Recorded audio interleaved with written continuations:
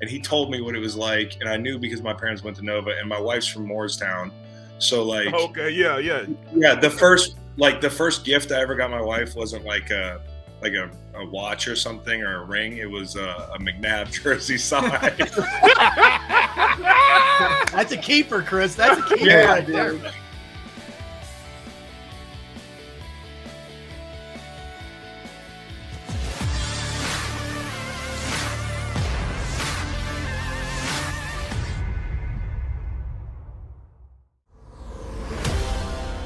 Well, I'm gonna save the audience from this discussion because we are joined by the man himself. We're excited to have him on the show for the first time, and man, what great memories we have of this guy from his time here in Philadelphia, the one and only Chris Long. Chris, welcome to the show, man. How you doing?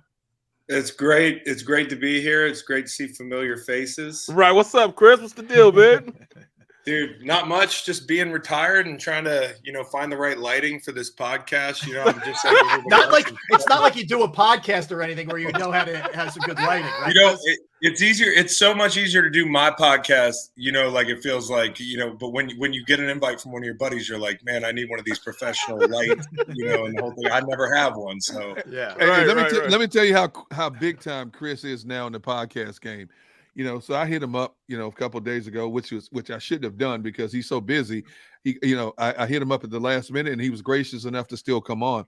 But, I had him on my Gun on One podcast over a year ago. We text back and forth. We talk. This time I had to go through his PR person to get an appointment with people. Look, I had to go, D-Gun, I would love to help you out. Can you check with Brooke and see if we can fit you in our schedule? I'm like, what? I hear a rebuttal coming from Chris. No. Brooke is essentially a human calendar. I don't really I'm extremely ADHD. Like I will forget things. Like it's not enough to just have a calendar for me. When I wake up in the morning, somebody needs to remind me what I have that day. And then an hour before I need to be reminded, like I have been driving down the road and missed like serious stuff that was 10 minutes away. So my whole thing is Brooke came on, I run a foundation and do the podcast. So yeah, I'm the most disorganized person. I need that kind of central figure that's like, no, Chris, this is where you need to be today. So D-Gun, yeah, like if I actually refer you to Brooke, that means I care. There you go. Right. Hey, Chris, now I did college football games, and I remember I tell people this all the time about how cool your family is, but you were at your brother's Oregon game, and it was the night before the game. Yeah. No, it was after the game. You guys, they had just college just beat somebody, and it was before the game. I'm walking in, and I see these three guys wrestling in the hotel, and it's you, your pops, and Kyle wrestling in the lobby, breaking stuff, and I'm like, what is going on? I look over, it's Howie. I'm like, oh, that's Howie. That had to be a long time ago if my dad was breaking up a wrestling. Right, it was. Yeah, it was Oregon, so this has got to be 11, 12 years ago almost. Exactly. Now. Yep. No, honestly, like my dad, his role is kind of to just make sure me and my brother don't break anything or like go railing. And my job is to survive because I'm a small guy. You know what I mean? You got some big siblings and parents when you're the small guy, but yeah. Listen, that's why I'm a bird on a hippo, man. Like people are always like, what's it like being, in your family? Like my job, and this is why I get along with big people so well, is because I grew up with people that were bigger than me. So my job is just to poke at my big brother, my little big brother. And I'm like kind of an antagonist. So, that's where I got kind of my personality is from being a small guy in a big family. Chris, I got to ask you, man, I mean, there's so much to cover here, but the parade after the 2017 after the Super Bowl 52, and I was talking about your outfit, which I thought was killer. Yeah. The Iverson throwback with the, I don't know if it was faux or real or whatever with the coat, with the mink coat. It was fake. For anybody who wants to, kill me over there. Pay to people, it's all good. It was fake. And you had the shade. You had the whole thing going on. How much thought went into that? Because a lot of guys, obviously Kelsey was the one the all-timer, but they had some pretty cool stuff. Selleck had the Harold Carmichael. You guys all looked pretty decked out, man. Well, you only get to do that, if you're lucky once in a lifetime. And, we were all very lucky. And, we just kind of, our team, there was no egos on our team. Our team was just such a like we were just happy to be there. I mean, we earned every minute of it, and we scrapped and clawed for every minute of it, and like don't mess with us. But we're not an ego team, so we just wanted to have fun with it. And like we were just kind of fans of the moment, just like everybody else out there. We, there were times I feel like we had to pinch each other and be like, dude, this is real. So, just bearing down on that parade, it happens so fast. Like, of course, you don't get your parade outfit ready before you win the Super Bowl. You know what I mean? Like, that's bad karma. Yeah, that's bad karma. So you win the Super Bowl, and you're like, oh, I've actually done this once, so I know how fun it is, and I'm going to have a great time. Yeah. It's supposed to be cold, and Game of Thrones was like big time at that point. Right? Yep. And I just felt like we had just gone over the wall, dude. So, I in like 2 days' time, I was looking for this big, like, kind of Game of Thronesy looking coat, and I found one at a costume store in LA, and somebody sent it out our way. I got it the night before. Kelsey told me what he was doing. I was very relieved that he did that, take some of the attention off. And then we went down to Mitchell and Ness and bought, like, it was me and somebody else. We went down there and bought like 3 boxes of stuff and just went back to the, and only one guy was getting the Reggie White, and that was Fletch. Like, right. But everybody like just had fun with it, man. Like we felt like we were embracing the history of the city. And, right now, like paying, homage to those guys, right? Because it's the best sports city in America, in my opinion. And it got that way for a reason. There are a lot of people that maybe didn't win championships, but are greater than we were. And we just were in the right place at the right time. We were a great team. So, for me, wearing the AI thing, like I know AI a little bit because he's from Virginia, and he actually, his folks actually ran me some sneakers and a jersey like the night before. And so I was really proud to have a little piece of AI in there too. That's cool, man. That's really cool. Hey, Chris, put aside the Super Bowl. Give me some of your fondest memories of just being a part of the Philadelphia sports scene in a brief amount of time you were here. It's the people, man. It's honestly the people. Like I always say this, like the organization is great and all that, but for me, the loyalty that I think people can see, coming from where I came from, losing most of my career, being in this was a smaller market. I have a ton of loyal fans and everything, but the team moves. So for me, I was very lucky to end up a place where, you can really feel the emotion behind a hug or a dap, walking down the street. Like I can really feel that connection. Like I feel that love. And, maybe I wouldn't have felt it so much had we not been winning, but I will take the flip side of that coin any day of the week. I'm a gambler. Like, you know what I mean? So I like the risk of, hey, if it doesn't work out, they're going to hate you here. But if it works out, they're going to love you forever. And I'll take that any day of the week. I'll take that because I've played places where it was hard to pack stadiums because we weren't so good or that sort of thing. Eagles fans, Detroit. You can tell, like, they bleed it. They bleed green. And so my fondest memories were just like the connection I had, like whether it was at a steakhouse or at an airport or running in. I ran into Eagles fans in Amsterdam in an alley. And 2 weeks after the Super Bowl. And I just, like, anywhere you are in the world, there are Eagles fans. So for me, my fondest memories are, just that civic kind of that team feeling, like everybody's on the same team, from the guy that was cleaning up the street in South Philly leading up to the Super Bowl, like yelling at your truck when you go into work, to somebody I see at a basketball game, to I just love all the sports complexes being right there in South Philly. Like that's one of my favorite things too. I just loved everything about Philly, man. How much was that when you made your decision? I'm sure you had a lot of other opportunities. Obviously, you're coming off a Super Bowl with the Patriots. I didn't. Really? I didn't. The phone was not ringing? Wow. The funniest thing, and I tell this story sometimes, Ian Yates Cunningham, who's a teammate of mine, and y'all know Ian a little bit because he used to work with Howie and Joe Douglas. Yeah. And now he's in Chicago. To be one way he should be. And after that New England year, like I left New England because I wanted to leave for a better opportunity scheme-wise. Like, I wanted to finish my career like me.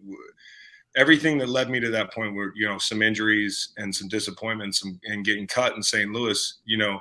3 years ago, I was a captain. So, like, I wanted to finish, like, with my sword. You know what I mean? I wanted to play in a scheme where if I walked away, somebody was like, oh, yeah, that guy could still play. Like in New England, I got the team thing, but I was in a 3 technique. I was playing right end. Like, I just didn't feel like I was I could be proud of the way I played, like down in and down out. I was proud, but you know what I mean? So Philly was all scheme for me. And I remember walking away from New England. I remember we had the parade, and I went back in the building. I was just totally tanked after the parade, but I knew I didn't want to be back.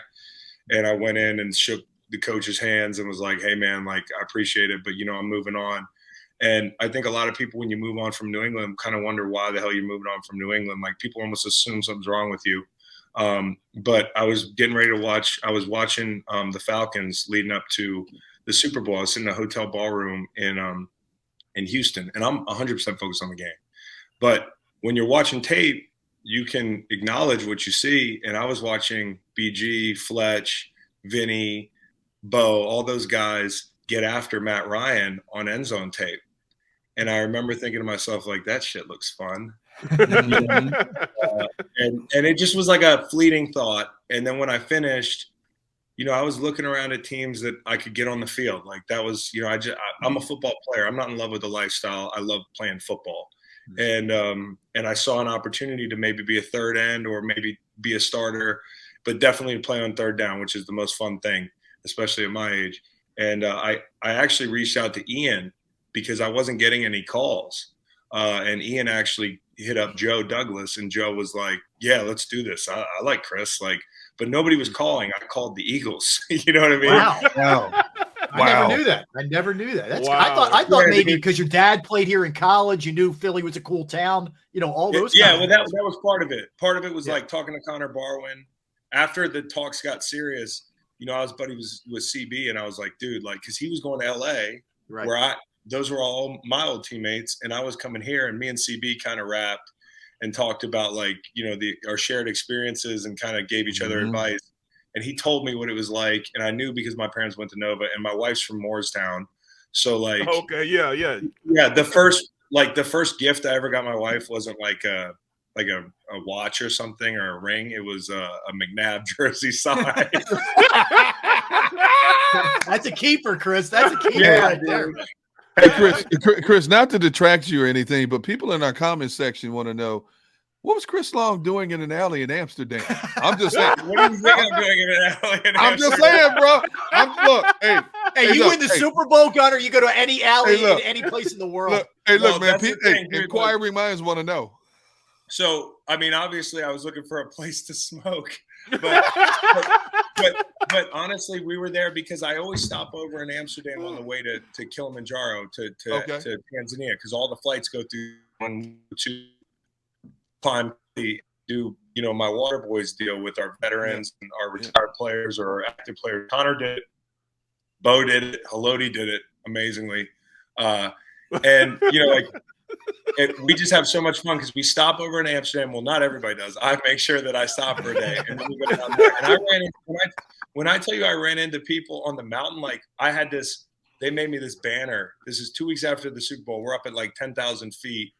We got all our tents and stuff. It's like a week trip up the mountain, and I have this big banner they made for me. It says, you know, mountain home of the Super Bowl champion Philadelphia Eagles. Wow. And so I don't know what who people thought was in that tent, but we ran into a bunch of Eagles fans just on the mountain.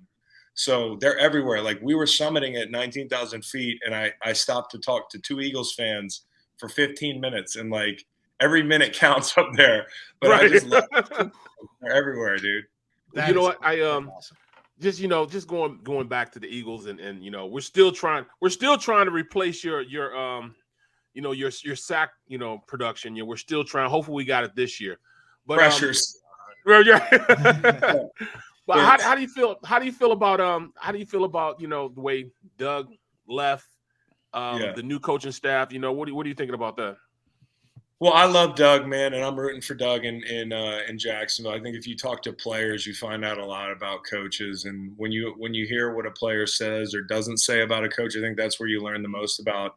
And D Gun, you know this from being in the media a long time and being in locker rooms, and you know, Brooke, same to you. It's like, dude, you've sat there, you've put microphones in guys' faces. You know, if you ask about somebody, it's not always what they say, it's what they don't say.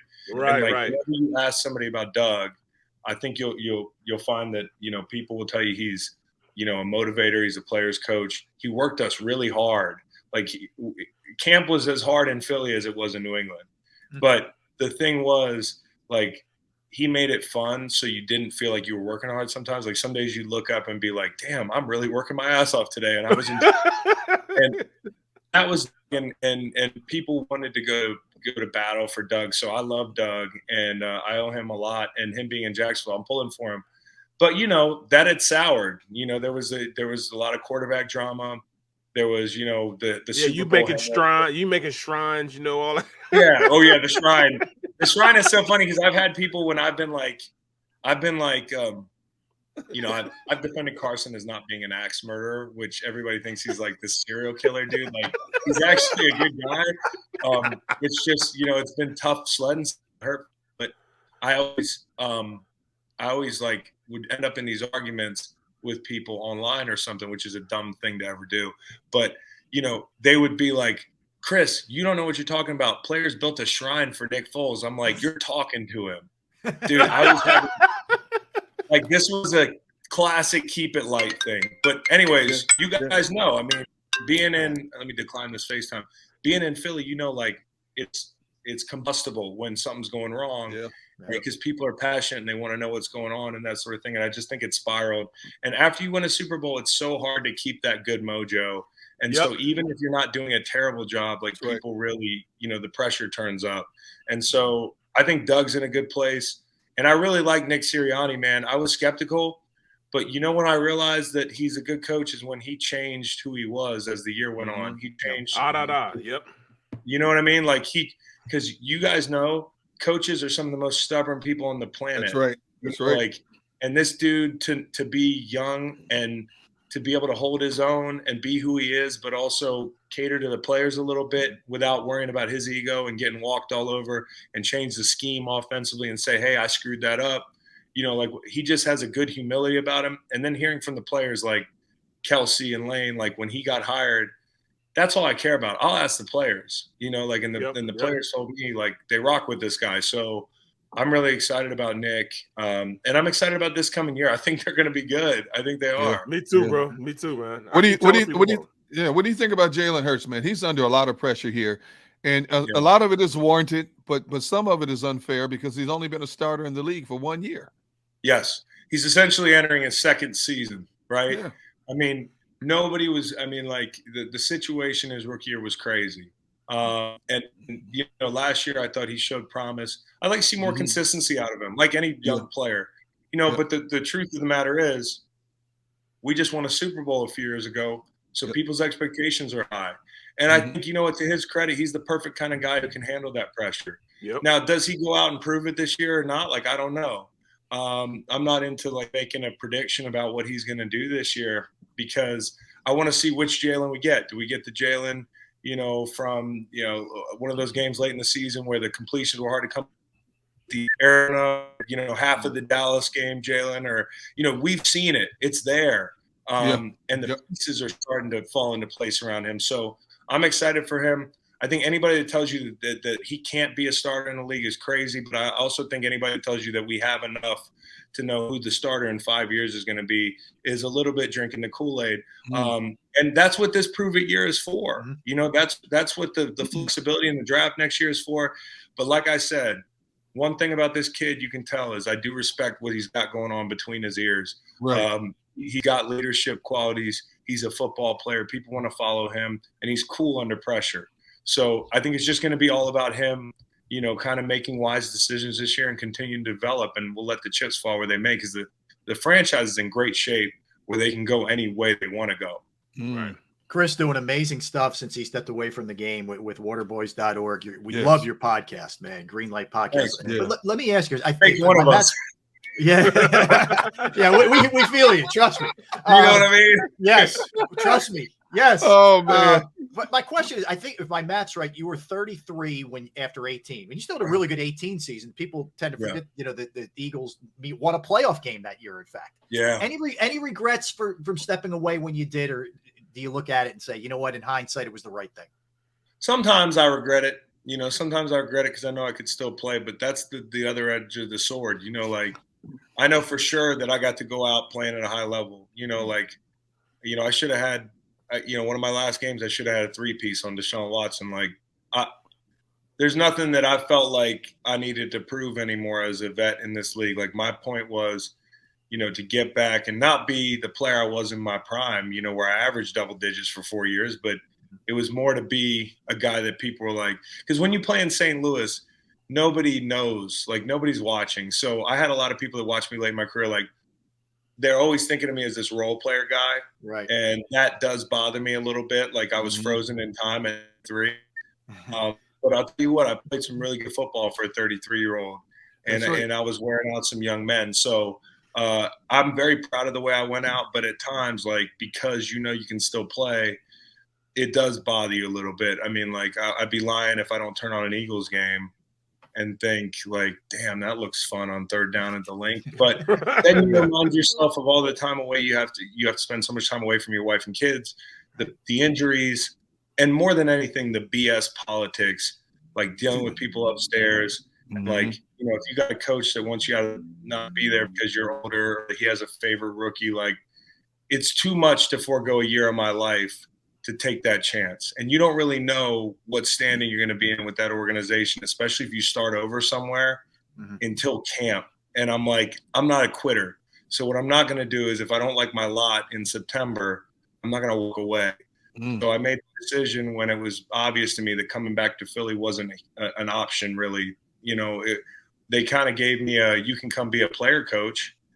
And I was like, well, I could just coach middle school. They didn't say that outright. But, they were like, Chris, if you want to come and be like a first and second down guy and get your 10, 15 snaps a game, like, that's on the table for you. And I was like, man, this is killing me every year doing this. Like, this isn't like playing in the NBA where you can just mentor guys. And I know it's a hot topic this week, but mentor guys and kind of like, it takes years off your life doing what we do. So I don't have so many years to sit and practice 6 days a week and deal with all that. It just eventually soured. Hey, Chris, there are a lot of former players that try to make the transition from the game to the media side. And since you made that transition, what have you learned about yourself being on this side of the microphone, asking the questions instead of answering the questions? It's humbling, man. Like, honestly, it's a whole new ball game, and people that do this for a living, like, I always appreciated people that do it for a living, but I certainly being on the other side of it, knowing what it's like to book my own guests, knowing what it's like to produce a show, like I got to produce a show, knowing what it's like to edit, knowing what it's like to manage people. I think that's the biggest thing for me is when I was a football player, I was a leader on a team. Like, we had 53 guys on the team, and I was a professor. Like, I feel like I was a 300 level in, like, dealing with other grown men, but we spoke a language and had a way about communication and getting things done that was very cut and dry. It was a matter of fact, and the standard's really high. And I think, the thing that I've learned the most about out of football is ironically leadership, because this is a different world, like, out here. I'm managing 5-7 people, whether it's 5-7 people at my podcast or a team of 5 people at my foundation. Like, I am now a business leader. Like, it's not just the content and all the stuff that goes into doing what you do for a long time at such a high level, but it's like it's when the microphone's off. It's all the stuff that I have to follow up on and be detailed on, and that's a different skill than being a football player, waking up every day and going 100 miles an hour and shooting people straight. And you have to be patient, you have to communicate, and you have to manage people. That's a really hard skill. I've learned a lot. Yeah, it is hard, man. Taking that go from playing 12 years in the NFL and then turning around, you have to now, all right, what am I going to do now? What am I going to do? So do I have to adjust my personality? Right, right. Like, we can't be the way we were when we played. Like, I keep telling D Gun that, man. I mean, sometimes I flip and I have to remind myself, I can't do that. You know what I'm saying? I can't. Exactly, too. This dude made me mad one day, and he's like, "Oh, you want to go outside?" Yeah, you just can't be. You just can't be like, and I don't know how much you guys cuss on here, but like, we just are kind of wide open in locker rooms, and you'll be right. in a business meeting, and you'll be like, you'll say, the wrong thing, and people are like, hey, this isn't the locker room. It's just adjusting your speed and intensity to like the real world. And exactly. And also I got a lot of trouble, man. This part of it. I got a lot of trouble, man. Derek has to reel me back a lot of the time, man. A lot of the time. Somebody had to do it. Exactly. Remember we were on the field. Remember I was in there interviewing. I was interviewing Fletcher and Brooks, and we had a little guy come over. And he was like, "You got to get the interview here. Take the mom." I'm like, boy, if you don't get away from me, right? Yeah. You know what I'm saying? And he like this tall, and said, so instead of D Gun grabbing me like stop, he's laughing, and I'm about to just tear into this dude. I'm about to choke him to death, and he's sitting there laughing. You know what I'm saying? It's also just learning to relax, though. In general, it's like this job doesn't have to be that hard, but sometimes we make it harder because we're like perfectionists, right? Yep. We're very type A, and so when we come off the field, like we want everything to be right. We're for 11, 12 years, however long you and I played, we operated on fear. It was like, and it's in this phase, it's more about just relaxing and just having a conversation and enjoying it. And I'm still mastering that part of it. You want to win everything. You want to win. Exactly. Hey, Chris, I know we don't have a lot of time, but I just wanted to get this in, man. First of all, thanks for coming on. And my request, number one. Right. Number two, didn't get to know you well in a short amount of time, but I will say this because I covered this game over 4 decades. You were one of the most righteous dudes I've ever had a chance to stand in front of with a microphone, because you very rarely said no to people. And even when people would ask you dumb questions, you were gracious. There's a lot of, the funny thing to me is there's a lot of athletes, not just football players, but a lot of athletes that have a certain disdain for the media because they always think the media is out to get them, but yet they're always trying to make the transition into the media once their career is all said and done. And I just love the fact that you are you no matter what. If people didn't know what you did for a living and approached you on the street, they wouldn't know you play pro football because you just treat everybody. And Brandon Graham's like that. You just treat everybody. You and BG's relationship got me through. That was like, they need to make a movie about you and BG. D-Gun! D-Gun, you're wrong! Don't ever change, bro. Because, bro, you a genuine article. Don't ever change, man. Thank you, man. But honestly, on a serious note, like Philly media, I heard all sorts of stuff about him. Yeah. Not too bad, man. Honestly, good people and just a lot of love coming my way. So I appreciate y'all. Yeah, Chris, keep up the great work, man. Waterboys.org, Greenlight Podcast. We appreciate it, man. Have a great day, and thanks for all your time. Appreciate it, bro. Can we get you back on sometime? Oh, he's gone now. Okay. Good try, Derek. Good try to get that. That's all right. We'll get him back. We'll get him again. Listen, if you missed any of that, you can just go to YouTube, JAKIB Media YouTube Network. We'll have the full, you can watch the full interview. You can listen to the full interview, the podcast of it, whatever the case may be. That was awesome. Awesome stuff. Derek, great job getting Chris. Man. All right, guys, that was fun. Barrett, listen, man, happy birthday again, brother. Appreciate it. Man. Enjoy it. Yeah. Happy birthday to you. Enjoy your My day. Birthday coming up the 17th, B. Brooks. Yeah, you're almost there. And guess what you guys both get to do tomorrow? You get to come right back. That's part of your birthday. Oh, man. Congratulations on that. Yes. Oh, man. So for the birthday boy, Barrett, enjoy yourself, man. Appreciate it. As always, it's a pleasure. I am Rob Ellis. Thanks to Xander Krause producing the program. Thanks to all of you for watching, for streaming, for listening, all our comment section. Pound that like button. We appreciate it. We'll see you tomorrow. Sal Powell will be joining us tomorrow. We got you at noon. Sports Take, JAKIB Media YouTube Network.